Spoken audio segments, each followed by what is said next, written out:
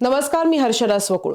Election कमिशनचं पितळ उघडं करण्याचा एकही पॉइंट सुप्रीम कोर्टात कपिल सिबल सोडत नाहीयेत. आधी त्यांनी दिलेला निर्णयच कसा त्यांच्या अधिकार कक्षेच्या बाहेरचा होता हे म्हणत सिबल यांनी काल इलेक्शन कमिशनच्या निर्णयाच्या मुळावरच घाव घातला. तो व्हिडिओ तुम्ही पाहिला नसेल तर नक्की बघा. आणि आता इलेक्शन कमिशनचं आणखीन एक पितळ उघडं पडतंय सुप्रीम कोर्टात, कारण कपिल सिबल यांनी मुद्दा काढलाय इलेक्शन कमिशन शिवसेनेच्या पार्टी कॉन्स्टिट्यूशनला अनडेमोक्रेटिक ठरवत होते त्याचा. आणि बेसिकली इलेक्शन कमिशन जे म्हणत होतं त्यांच्या ऑर्डरमध्ये 2023 मध्ये की आमच्यासमोर शिवसेनेची 2018ची अमेंडेड पक्षघटनाच नाहीये, त्या मुद्द्यावरून आज एक असं डॉक्युमेंट सुप्रीम कोर्टात सिब्बल यांनी दाखवलंय की ज्यानं इलेक्शन कमिशनच्या 2023च्या निर्णयाला आता आणखीन उघडं पाडलंय. ईसीआयनं आधीच ठरवलं होतं की निकाल कुणाच्या बाजूने द्यायचा आणि नंतर तसं लॉजिक मॅन्युप्युलेट केलं, असं सिनियर ॲडव्होकेट कपिल सिब्बल यांनी आज सुप्रीम कोर्टात म्हटलं. लक्षात घ्या ना, इलेक्शन कमिशन ऑफ इंडिया बाबतीतलं हे खरं तर केवढं मोठं स्टेटमेंट आहे. ईसीआय कागदपत्र नीट बघत नाहीये असं म्हणत कपिल सिब्बल यांनी ईसीआयच्या इंटेन्शनवर शंका घेतली. आज सिब्बल यांनी आज जो पेपर कोर्टासमोर सादर केला, जे लेटर कोर्टासमोर सादर केलं, ते होतं 4 एप्रिल 2018चं, म्हणजे जेव्हा शिवसेना फुटली पण नव्हती, जेव्हा शिवसेना एकत्रित होती तेव्हाचं. आणि ते दाखवत होतं शिवसेनेनं इलेक्शन कमिशनला दिलेली सगळी माहिती. लक्षात घ्या, 11 ऑगस्टला म्हणजे काल ईसीआयच्या लीगल ॲस्पेक्टवर कपिल सिब्बल यांनी हल्लाबोल केला होता आणि आता ईसीआयच्या इंटेन्शनवरच बेसिकली प्रश्नचिन्ह उभं राहिलंय. पुढे जायच्या आधी ना मी तुम्हाला एक गोष्ट सांगते आणि मग सगळं सविस्तर या व्हिडिओत सांगणार आहे की कोर्टात काय घडलंय. किती विरोधाभास आहे. गंमत कशी आहे बघा, 3 दिवसांनी आपला स्वातंत्र्य दिन आहे. आपल्याला स्वातंत्र्य मिळालं म्हणजे आपल्याला काय मिळालंय, खूप मौल्यवान अधिकार मिळालाय मतदान करण्याचा. आणि ही प्रोसेस कोण पार पाडतं? Election commission of India. आणि आज त्याच संस्थेच्या इंटेन्शनवर शंका घेतली जाते, इंटेन्शन तपासलं जातंय कोर्टात.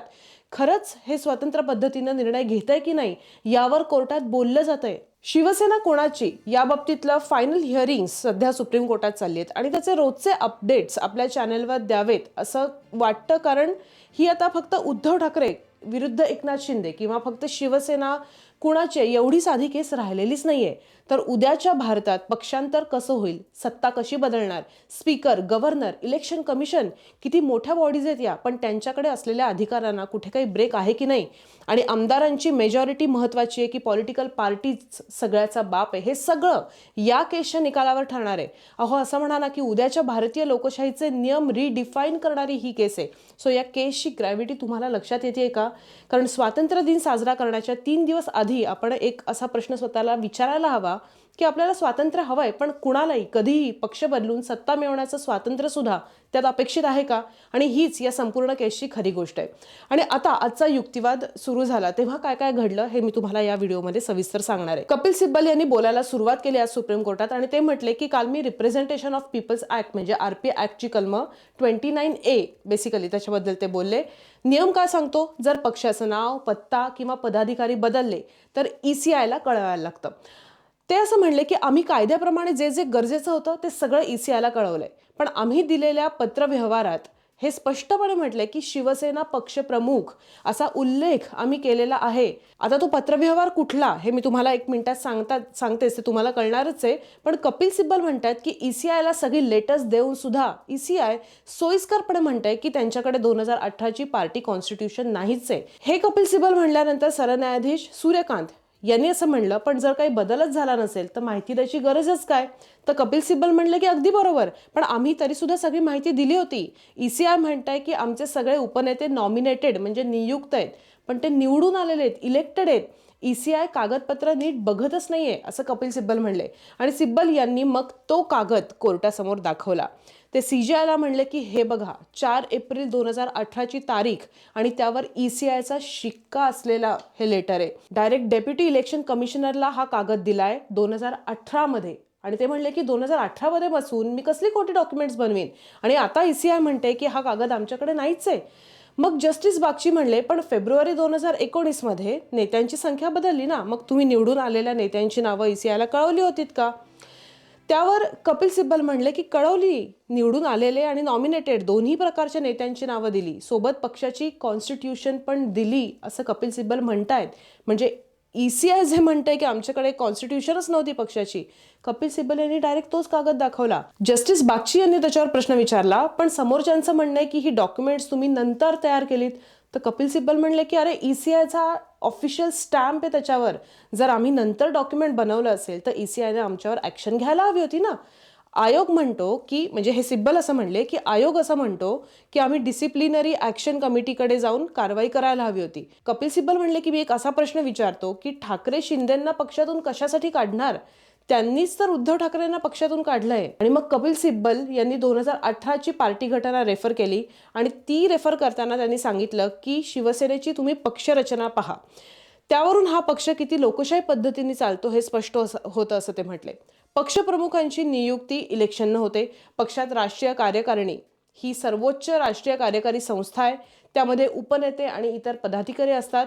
त्याच्यामुळे शिवसेनेची एक सर्वोच्च धोरण ठरवणारी संस्था ही एका पक्षप्रमुखाच्या हातात नाहीये, तर ती लोकशाही पद्धतीनं निवडलेल्या संस्थेच्या माध्यमातून चालते असं कपिल सिब्बल म्हणले. थोडक्यात कपिल सिब्बल हे कोर्टाला सांगत होते की 2018च्या पक्षघटनेकडे पाहिलं तर शिवसेनेची जी सर्वोच्च पॉलिसी मेकिंग बॉडी आहे ही डेमोक्रॅटिक पद्धतीनंच बनवलेली होती.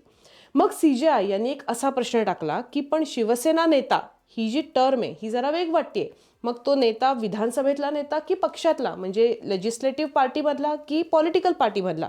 तर कपिल सिब्बल म्हटले अर्थात पॉलिटिकल पार्टीमधला. मूळ मुद्दा असा आहे की ECIला एका विशिष्ट कन्क्लुजनपर्यंत पोहोचायचंच होतं आणि म्हणून त्यांनी 2018ची घटना पूर्णपणे निग्लेक्ट केली. ECIनं हे आधीच ठरवलं होतं की कुणाला चिन्ह आणि कुणाला नाव द्यायचं आणि नंतर आधी ठरवून त्या लॉजिकप्रमाणे त्या हिशोबानं सगळं लॉजिक ECIनं मॅन्युप्युलेट केलं.